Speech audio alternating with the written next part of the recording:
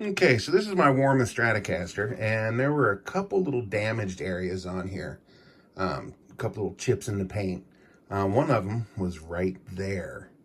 And I'll put a picture here of what it looked like. See that there? See a little brown speck on the edge? Okay, so what I did is I bought, instead of having the whole thing redone, I bought this Gundam paint marker. Let's see. Bought this paint marker for, I guess, models, I guess. This is the new white, is what it says. So basically what I did is I just taped it off.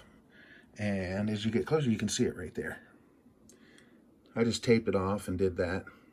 And then on the bottom, on the bottom of the guitar, right there next to the, hold on, right there, right here, there were two spots from my guitar case. Now, it's not the most beautiful thing in the world, but from a distance, you can't really tell. And it's better than having two big brown spots there. So anyway, that was my